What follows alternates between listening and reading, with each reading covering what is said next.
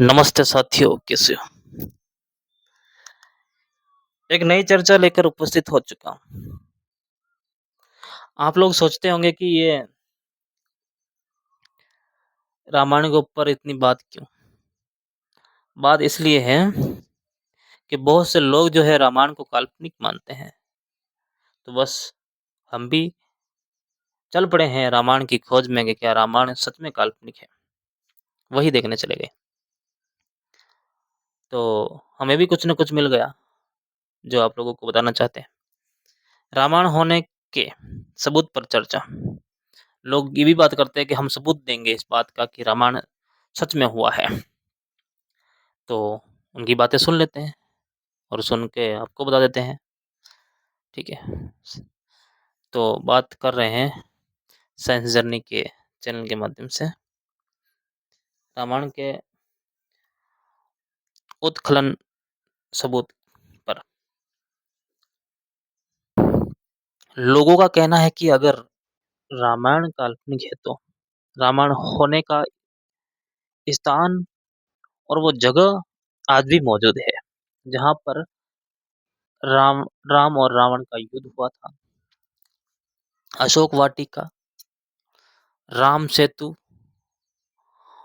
और वो राजमहल अयोध्या में राम का जन्म स्थान, ये सारी चीजें आज भी मौजूद है। तो फिर हम रामायण को काल्पनिक कैसे मान सकते हैं?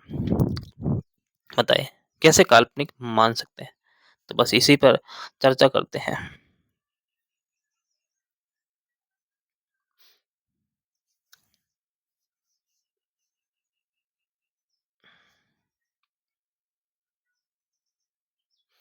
परंतु आपको बता दिया जाए कि यह जगह के नाम कब और कैसे बने, यह पता करना बहुत जरूरी हो गया है।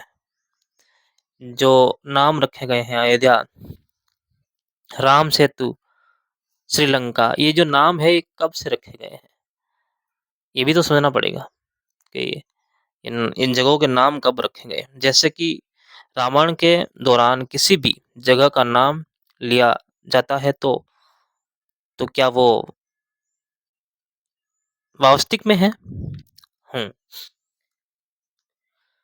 क्या वो राम सेतु वास्तविक में राम ने बनाया वो है आज भी? क्या श्रीलंका में रावण का महल, सोने का रावण था, सोने की लंका, क्या वो आज भी है? जली हुई जो लंका थी वो आज भी है ना है? तो बस यही तो बात करते हैं। राम की ये ऐसी लीला जिसको लोग काल्पनिक कहते हैं, ऐसी लीला इसी लीला पर हम बात करना चाहेंगे कि क्या वास्तविक में जो है ये बात जो है ये सच है या ना।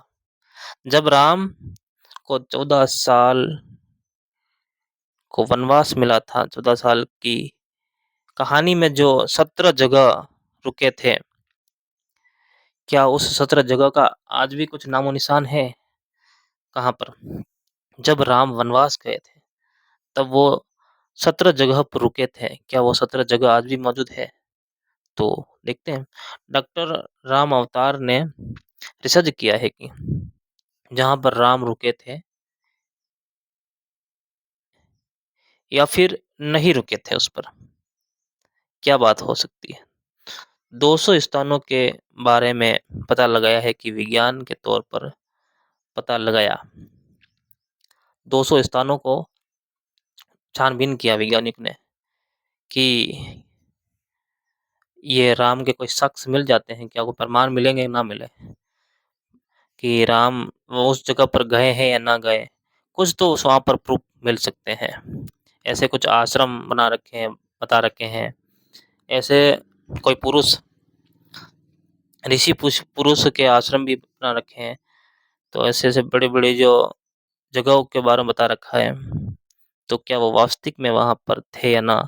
तो किसी रिसर्च टीम के द्वारा ये बातें जानी गई। आगे एक बात है, प्रथम बात जो है कि कैसे पता लगाया जाए। तो कुछ जगहों पर के कुछ जगहों के बारे में जो ये वर्णन मिलता है, कुछ बातें मिलती है रामायण के अंदर। उस जगहों के नाम मैंने यहाँ पर लिखा हूँ। समस्या नदी और सिंहेश्वर तीर्थ, ठीक है।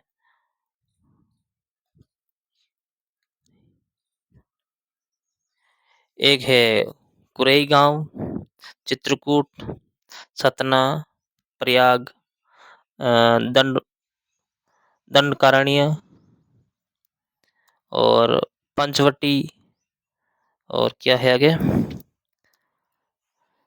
शवतीर्थ, पर्णशाला और तुग बृदा, सबरी का आश्रम।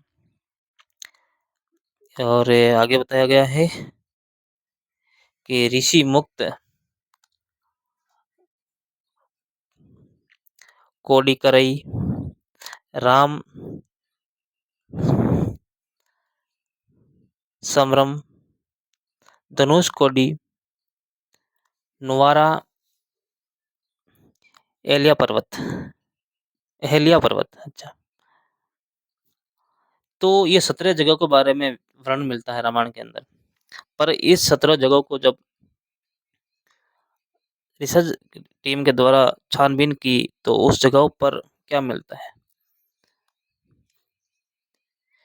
जितने भी नाम मिले हैं यहाँ संस्कृत में लिखे में मिले हैं।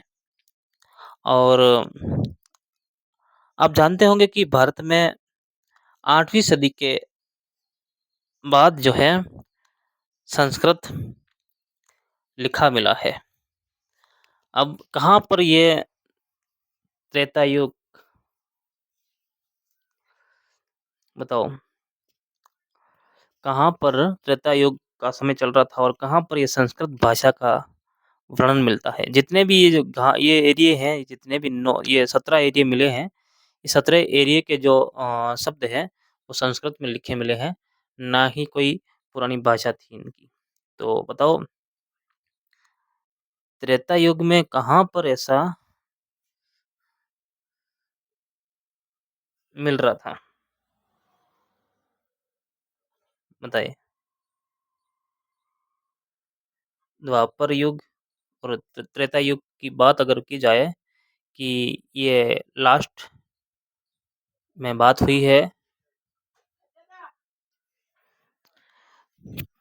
तो संस्कृत तो ये 8वीं 9वीं सदी में प्रकाशित हुई है भारत में। तो फिर ये जितने भी ये एरिया बता रखे हैं, 17 एरिए, राम के राम का जहाँ वनवास हुआ था वहां पर ये लोग जो है वहाँ रुके थे, राम और सीता, लक्ष्मण। तो फिर बाद में ये सारे मिलते हैं, पर वहां पर तो चेकिंग होती है, तो चेकिंग के बाद तो संस्कृत,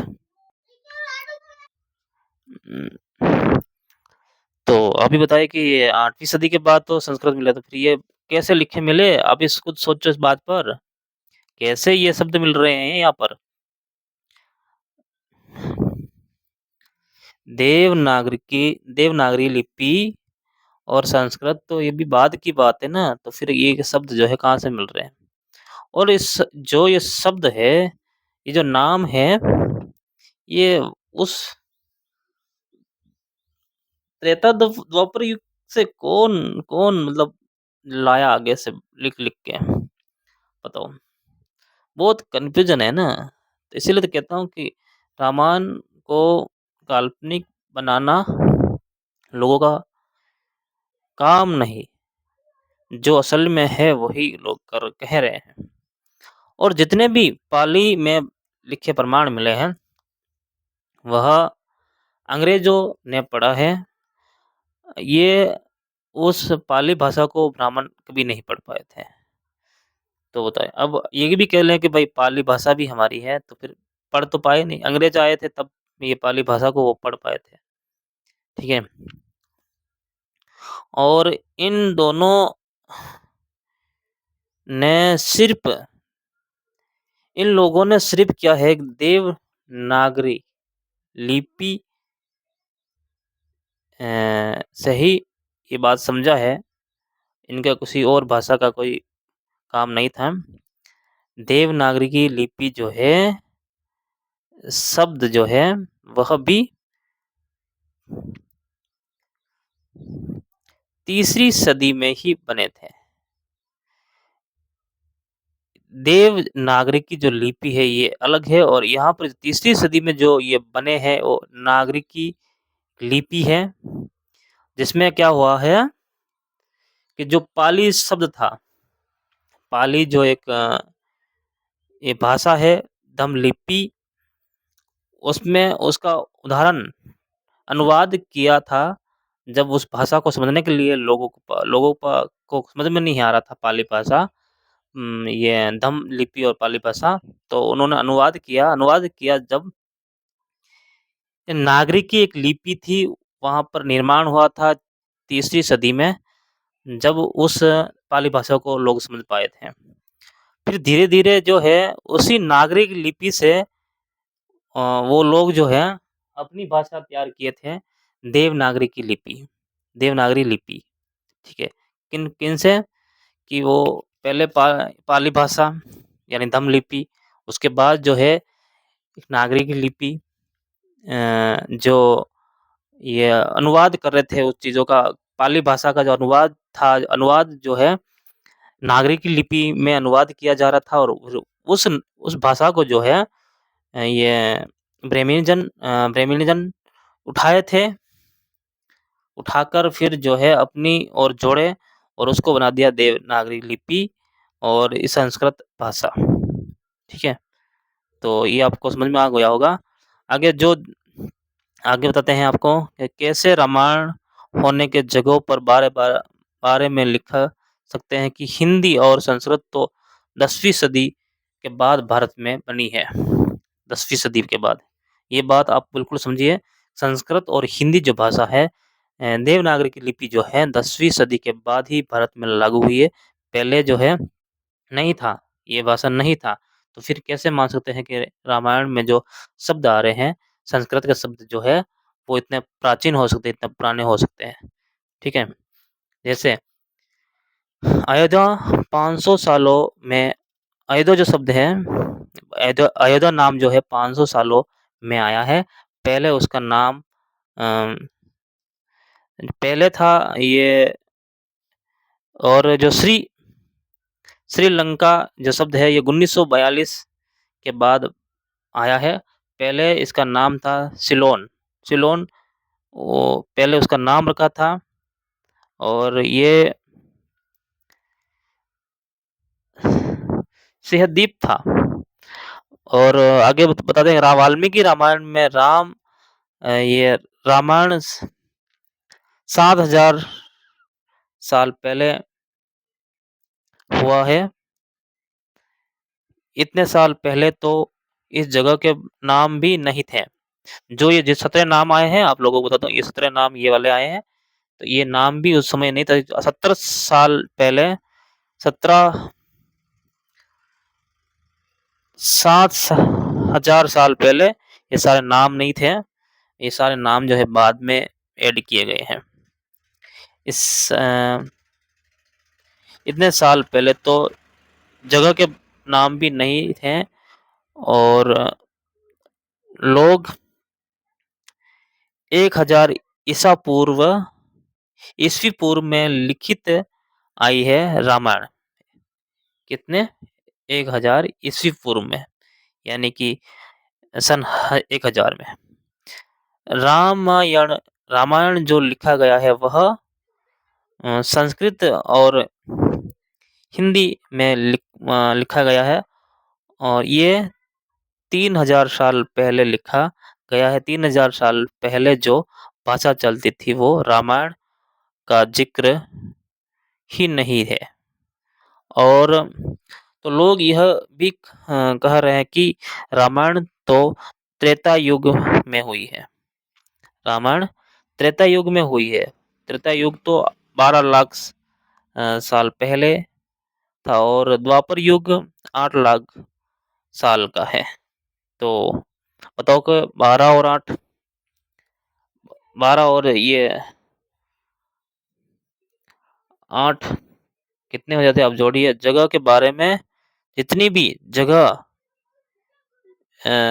मिली है शुरुआती में 8वीं सदी के बारे में पुरानी नहीं है। मतलब जितनी भी ये बातें मिल रही है, रामायण की हो गई, चाहे ये महाभारत की बात हो गई, चाहे संस्कृत की बात हो गई, चाहे किसी हिंदी की बात हो गई, ये जितनी भी जो ये बातें मिल रही है, हमें जितने भी ग्रंथ मिल रहे हैं, ये 8वीं सदी के बाद के मिल रहे हैं। और 8वीं सदी से पहले जो है सिर्फ जो है बुद्धिज्म चलता था, और ये पाली पाली भाषा और दम लिपि ही यूज हुआ करती थी। ठीक है, तो बात को आप लोग समझ गए होंगे कि मैंने जो बताया है वो विस्तार से तो नहीं बताया हूँ, फिर भी आप लोग समझ गए होंगे थोड़ा कुछ किस तरह से जो है ये इतना कर रखा है कि उल्टा उल्टा सिस्टम सब बना रखा है। ये पर देखो आप लोग 17 नाम दिया हुआ, ये भी नाम जो है नहीं थे, क्योंकि संस्कृत भाषा भी नहीं थी। जब हिंदी भाषा ही नहीं थी तो फिर ये नाम कहाँ से आ गए? सारे के सारे ये फर्जी हो सकते हैं।